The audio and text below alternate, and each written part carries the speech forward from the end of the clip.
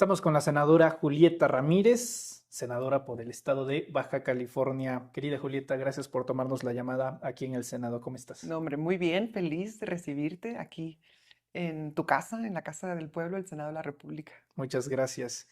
Pues varios temas de los cuales hablar y cómo ha caído esta noticia del regreso de Donald Trump a la presidencia de los Estados Unidos, pues prácticamente todo en la frontera y creo que uno de los Así estados que es. más le interesa es Baja California, estado al que tú representas.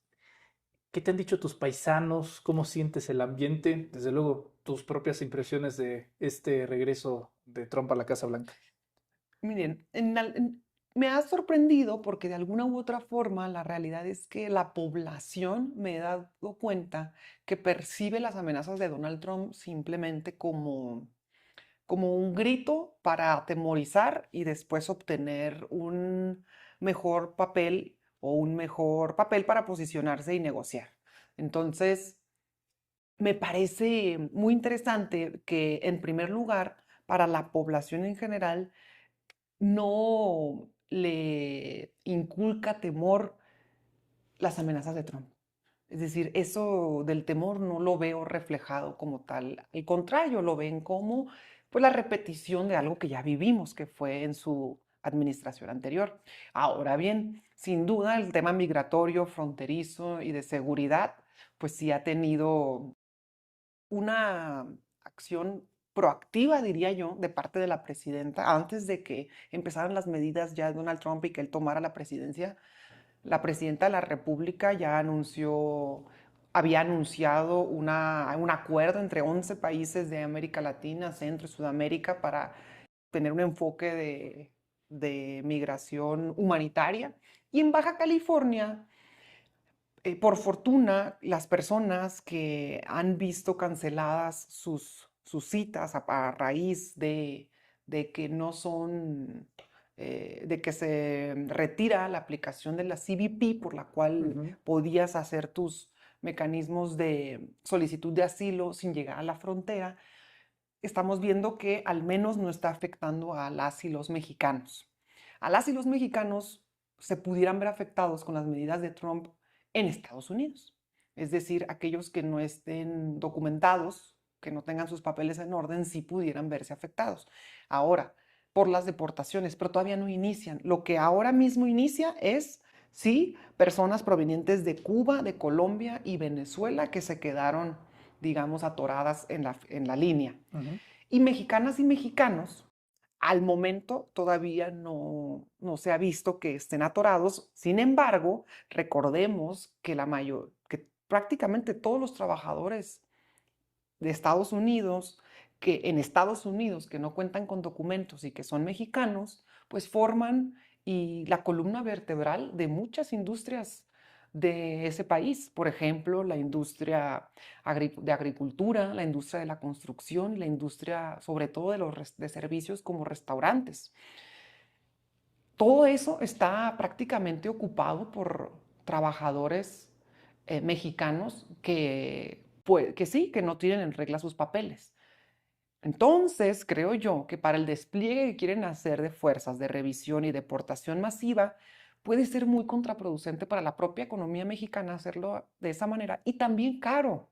Entonces, hay que esperar y ver qué tantas amenazas se materializan en los hechos. Y mientras tanto, de todas maneras, insisto, la proactividad de la presidenta ha permitido que ya se estén contratando más de 4,000 abogados en todos los consulados, que se estén fortaleciendo los consulados, que haya aplicaciones para las personas que necesiten asesoría. Ya con la Consulap va a ser Ujú. afortunado que tengan un mecanismo para mandar una alerta, para acercarse al consulado más cercano, para solicitar un abogado que los apoye en todo el proceso. Entonces, veo que afortunadamente dentro de los escenarios de incertidumbre en donde nos involucra Trump, la presidenta Claudia y el gobierno de Baja California se anticipa y tiene listos albergues, espacios de recepción, mecanismos para que se integren en la fuerza laboral mexicana. Es decir, esto de México te abraza es también un mecanismo muy interesante porque si las personas llegan al país, por ejemplo, en Baja California, en México tenemos uno de los índices de menor desempleo a nivel mundial. Y por otra parte, em, se necesita fuerza laboral en nuestras industrias en el norte, por lo cual lo que nosotros tendríamos que promover es agilizar los trámites para personas que mientras estén en la frontera también puedan participar en la vida laboral y productiva del país. Sobre todo aquellos que no sean mexicanas y mexicanos. Y aquellos que son mexicanas y mexicanos, pues todavía con mayor ahínco apoyarlos a que se queden, ya sea en algún punto de la frontera, en donde puedan involucrarse a la vida social, académica y económica. Y por otro lado, que quienes tengan que regresar lo hagan de manera digna y con todos los servicios asegurados. Tú, senadora, que te ha tocado crecer en Baja California, siempre se hace este ejercicio, nos lo imaginamos, pero es difícilmente concretarlo, lo de un día sin mexicanos en Ah, los Estados Unidos. De entrada, pues yo te preguntaría, ¿quién va a reconstruir California? ¿No? Con todos los incendios que han habido en exacto. Los Ángeles y demás. ¿Qué tanto peso le das tú a la mano de obra mexicana y a la presencia de los migrantes en Estados Unidos en términos de economía y de fuerza de trabajo? Es prácticamente la columna vertebral de Estados Unidos. Para que pueda funcionar la industria de los servicios restauranteros y gastronómicos se necesitan mexicanos, y no mexicanos con todos y sus papeles, sino mexicanos ilegales son los que, o que no hay personas ilegales, sino que mexicanos en condiciones Que no de tienen sus irregularidad de documentos. documentos em, son los que forman la fuerza laboral más importante de Estados Unidos. Toda la parte de agricultura, toda la parte de servicios de restaurantes y construcción la llevan mexicanos en el extranjero que no tienen en regularidad sus papeles. Y además, estamos hablando de 17 millones de mexicanos y mexicanas. Es una fuerza laboral enorme. Por eso insisto en que hay que entender cuáles son las pretensiones de Trump detrás de todo esto. A mí me parece muy evidente que Donald Trump protesta como presidente con una base muy clara y lo reconoce. Protesta como presidente reconociendo que Estados Unidos está en decadencia y que él, muy mesiánicamente, ha sido nombrado por la doctrina Monroe de Estados Unidos para volver a ser su país Grande otra vez. grande Que Dios le nuevamente. salvó la vida. Ajá, porque le salvaron la vida para que él pudiera ser quien recuperara su país. Entonces, ¿qué está pasando a nivel internacional? Estamos viendo que la potencia mundial está en decadencia y que a su vez hay un proceso a nivel mundial de desglobalización y por lo tanto de integración de las economías en bloques regionales, ya no con industrias estratégicas tan lejanas de tu propio país. A lo cual, por ejemplo, apostaron en toda Europa y ahorita están en franca eh, antesala de la recesión, o Alemania ya está totalmente en la recesión. Entonces, en este juego nuevo, en donde hay nuevas potencias emergentes, China, está Rusia, está la India, están los BRICS y otros países como Turquía, como Irán, como Sudáfrica, están buscando ganar también liderazgo y protagonismo en el ajedrez internacional. ¿Qué quiere hacer Donald Trump en todo esto? Pues básicamente, en resumen, sus amenazas se reducen a ser él quien pueda poner las reglas en este nuevo orden y salir victorioso de esto. Eso creo que es lo primero que hay que entender de por qué hay más de 50 países amenazados por Donald Trump. Más de 50 50. países. Y luego, entendamos otra cosa muy interesante.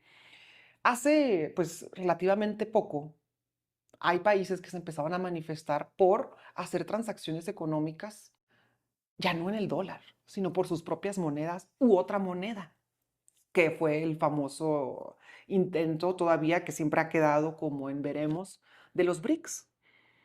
Bueno, si esto llegase a suceder pronto, pues la economía estadounidense que no tiene reservas en dólares, solo se sostiene por una burbuja de confianza.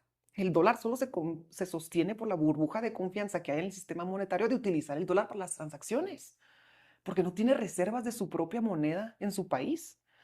Entonces, siendo esta una economía sostenida así Alfileres. con alfileres, imagínate, y siendo que por otro lado hay países que de manera franca y directa dicen, ya no queremos hacer nuestras transacciones en dólares. ¿Por qué? Porque ya no queremos que el dólar se utilice como una herramienta de amenaza y de control, tanto político, económico e ideológico. ¿Y cómo emerge China? Haciendo alianzas sin intereses ideológicos de por medio, haciendo alianzas simplemente económicas y reconociendo entre la cooperación económica y el intercambio comercial de los países un ganar-ganar, no un aplastar y ganar, no un fuerte y un débil, sino un ganar para ambas partes porque el pastel está grande y aquí cabemos todos. En esa lógica, la pregunta que a mí me surge y que la habremos de descubrir entre todos en unos meses, en unos años, es si, número uno, Donald Trump va a lograr recuperar la fortaleza de los Estados Unidos y si las amenazas siguen siendo un mecanismo para poder recuperar lo que él está buscando, porque justamente son las amenazas las que han logrado o las que han provocado que muchos países que ya van con condiciones emergentes puedan decir, oye, yo no estoy interesado en un intercambio comercial que tenga que ser a punta de garrote. Y Pues por lo para que somos tanto, obvios socios, ¿no? exacto, y por lo tanto, em, si el camino que está tomando Donald Trump es el adecuado o si puede incluso acentuar las diferencias y llevarlo con más, y llevar a Estados Unidos con más prontitud al declive del que tanto se quieren proteger. ¿Qué te ha parecido la respuesta de la presidenta Sheinbaum? Eres una de las senadoras más activas de redes sociales y yo lo celebro bastante. Veo que te gusta mucho tuitear y estoy seguro que también habrás visto comentarios del índole, no, es Andrés Manuel dando las Ah, órdenes en claro. Palacio, no hay autonomía, es suicidio que se esté confrontando así con Trump. ¿Qué te ha parecido el tono de la presidenta, la respuesta? Hay algunos que le están calificando de tibia, incluso por no ser más tajante. Ujú. O sea, críticas de todos lados. Pero al final de cuentas es la postura presidencial que hasta el día de hoy parece funciona, no caso Sí, contrario de Canadá. exacto. Entonces, ¿qué opinas más allá de las simpatías ideológicas que compartes con la presidenta? La respuesta en sí misma. Pues creo que a la mayoría de la población nos sorprendió para bien la firmeza y la contundencia con la que respondió la presidenta. Y no nada más en la población mexicana, a nivel internacional fue muy reconocido cómo México estaba liderando un nuevo mecanismo en cómo tratar a Trump, siempre poniendo la soberanía y la defensa del país por encima y privilegiando. Y también entendiendo que somos socios comerciales, ¿no? Ni nos están haciendo un favor, ni como tal nosotros a él. En realidad es un intercambio comercial que beneficia a ambos países y creo que la mentalidad de las y los mexicanos se ha transformado por completo en muy poco tiempo en cuanto a que la fuerza laboral de los migrantes en el extranjero, particularmente en Estados Unidos, pues se traduce en ser la columna vertebral de ese país y por lo tanto el reconocimiento entre la propia población es sumamente relevante para que haya un respaldo sólido que garantice el avance de un proyecto que permita enfrentar los desafíos que esto nos pueda tener. Y ante la crítica, pues en primer lugar diría yo, ¿crítica de quién? Porque, por ejemplo, podemos ver muy disminuida ya la oposición. Está pasando un nuevo orden mundial frente a sus ojos. Estamos ante la caída del neoliberalismo y la oposición se sigue aferrando a viejas prácticas arcaicas que no reflejan una altura y no reflejan el nivel que se tiene que tener en estos momentos donde se está construyendo un nuevo orden mundial. siguen perdidos en el espacio. Y mientras tanto, ¿qué hace Claudia? Ok, pueden representar el futuro algunos desafíos, pero ante los desafíos, México tiene un plan. Y este plan se concibe a partir de reconocer los retos y las oportunidades que tiene nuestro país. Y el Plan México que fue presentado y construido junto con el sector empresarial de nuestro país, cuando se presenta y está todo el sector, se recibe además de una magnífica manera el contenido del plan, no solo por el empresariado mexicano, sino también por los medios de comunicación, la academia. Entonces, ¿qué está pasando? Que me parece muy interesante en el país es que la cuarta transformación está logrando hacer que toda la población entienda que el proceso de transformación nacional va a suceder y que no solamente estamos viviendo un proceso de transformación nacional, sino global. Y que en los retos de un nuevo proceso de transformación global, México tiene que posicionarse como un liderazgo importante también en el ajedrez internacional. Y lo está haciendo. Y en segundo lugar, ante todo eso, el pueblo de México está manifestando un respaldo claro con la propuesta de la Cuarta Transformación en estos desafíos. ¿No hace falta el apoyo del PAN, del PRI, de MC en un No, momento como porque este? incluso la clase empresarial, el sector empresarial de México está respaldando el Plan México. Entonces, ¿quiénes son la oposición? Son las tres personas que tenemos en la Cámara de Diputados y en la Cámara de Senadores por la vía plurinominal. Esa es la crítica de la oposición. Mientras tanto, que el país se enfrenta a un proceso de transformación global, tiene un plan, se aglutinan los sectores, están empujando el Plan México que fue construido en colaboración con muchas organizaciones empresariales, sociales, académicas, gobierno federal, etcétera. Pues a mi parecer estamos viendo la caída del neoliberalismo a nivel mundial y la oposición está en otra parte y ni siquiera está ni contribuyendo ni no contribuyendo. Creo que realmente están en sus casas viendo la televisión. Desconozco qué estén haciendo, pero quedan muy desfasados del proceso mundial que se está viviendo. Dice un compañero senador suyo, Ricardo Anaya, bueno, no hablando de partidos, pero sí legislador, decía en la permanente que había que crear como un TEMEC, pero de seguridad. Es decir, que hiciera un tratado México y Estados Unidos para ponernos de acuerdo en la seguridad, para que ellos entraran de manera legal al país, una especie de intervención Claro. suave, ¿no? Pero pues podríamos equipararlo con lo que fue el Plan Mérida, y lo hizo también Felipe Calderón. Te tengo que preguntar también, por ejemplo, de estas opiniones de profesores, dan clases en el ITAM. Decía Mats Kaiser que él daba su cierre de filas a cambio de que echaran para atrás la reforma judicial, que ya es Ujú. ley. O sea, les están pidiendo a ustedes una lista de deseos para brindarles su El apoyo. respaldo. ¿Qué opinas de ese tipo de actitud que están buscando ofrecer su apoyo a cambio de? Pues no han entendido lo que cambió, no han entendido que traficar con la nación para beneficio personal, porque ¿qué buscan en un futuro? ¿Para qué pondría sobre la mesa una actitud de reconózcanme tal cosa y yo apoyo? Insisto, no se trata de apoyar aquí a una persona, estamos apoyando a un país ante una situación peculiar que está sucediendo en el mundo. Y ellos se creen el centro del universo para decir, oigan, aquí estoy y si quieren mi apoyo, que es el más valioso porque yo soy el sol del sistema solar, hagan esto. Entonces, insisto, están desfasados, están descanchados, están desaparecidos. Básicamente, no existen.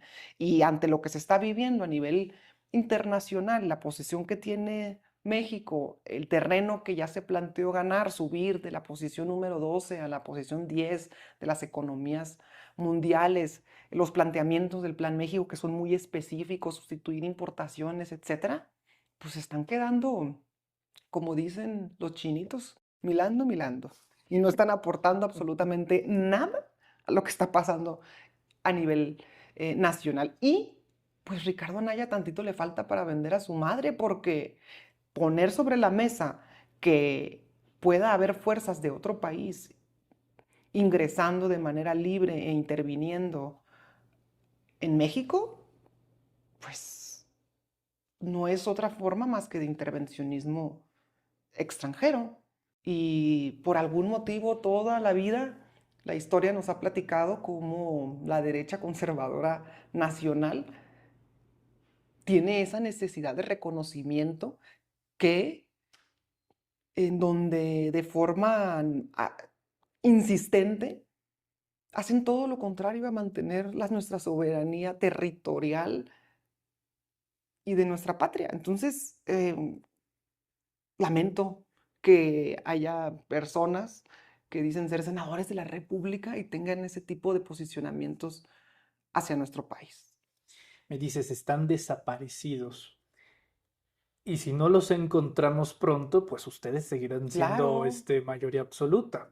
Ante la ausencia de una oposición, ¿ves que aquellos que antagonicen contra la 4T viren a la ultraderecha y se vean fortalecidos en personajes como Eduardo Verástegui, que a lo mejor ahorita suena ilusorio, pero pues ahí está mi ley de presidente?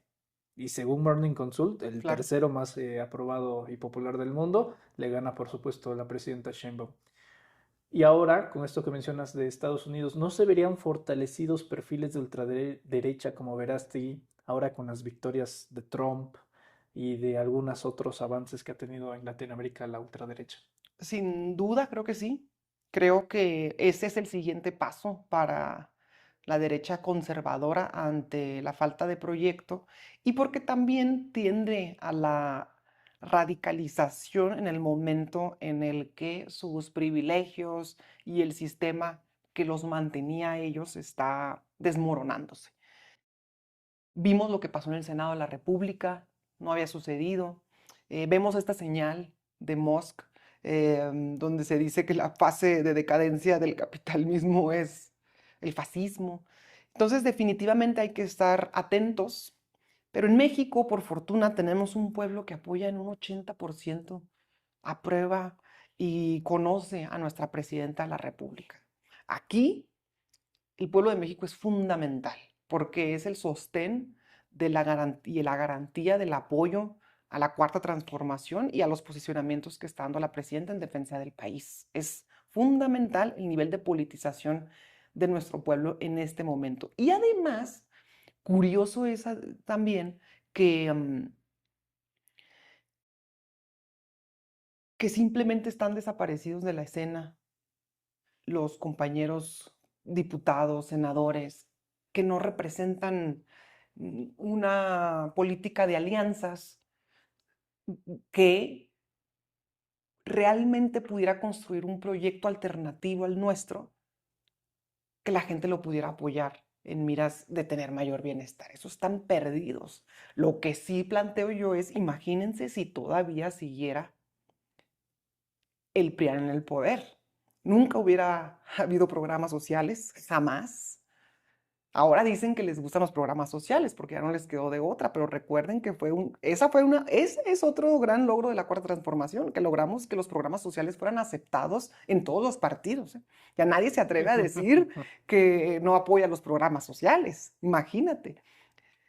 Nunca hubiera entonces disminuido 9 millones de pobres en el país, no hubiera mejorado nuestro mercado interno, no hubiera un plan de sustitución de importaciones, no hubiera habido manera de detener el despilfarro y la decadencia y el desmantelamiento de nuestras empresas en sectores estratégicos. Y ante la guerra que se está viviendo en Ucrania, pues definitivamente hubiéramos quedado, se decía todavía en el 2002, en el 2022 se decía que de seguir como iba Pemex antes de la reforma eléctrica, para el 2024 ya nada más iba a tener garantizado, perdón, CFE, ya nada más iba a tener garantizado el suministro de como el 15% de la energía en nuestro país. Fue gracias a este movimiento de transformación que se está logrando que CFE tenga una participación de poco más del 56% Del mercado, del sí. mercado y tengamos en manos del Estado la garantía de nuestros servicios energéticos. ¿Qué hubiera sido de esto en este momento político global en donde el neoliberalismo se está Moronando.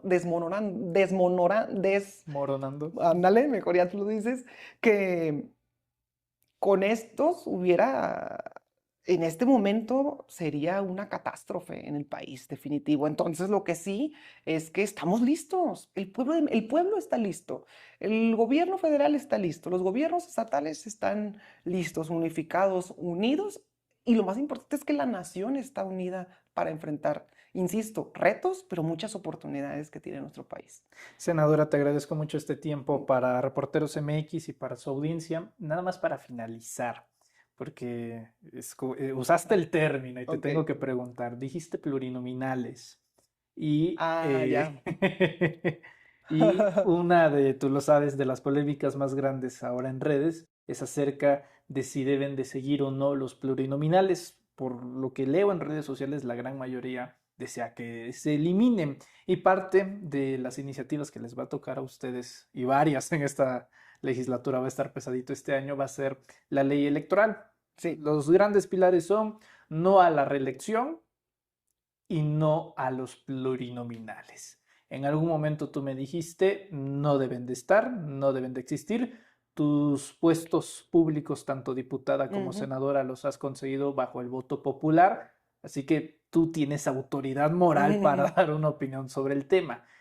¿Todavía piensas lo mismo de que no deben de permanecer los pluris?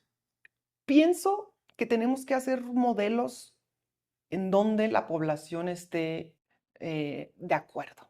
Nosotros insistimos que se tiene que gobernar bajo la conducción de la gente también, mandar obedeciendo.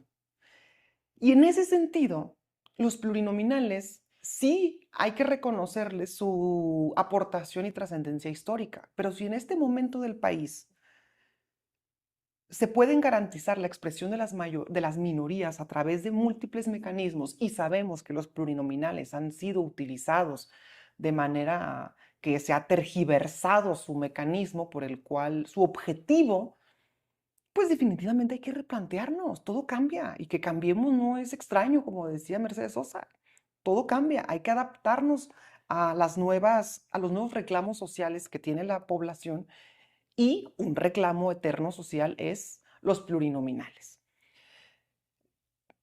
Cuando se es legislador, se insiste mucho entre la armonía de las y los legisladores para que no haya distinciones de tú eres plurinominal, tú eres de mayoría, entonces yo valgo más o yo valgo menos. Se dice que una vez llegando a la Cámara, absolutamente todas las senadoras y los diputados valemos por igual.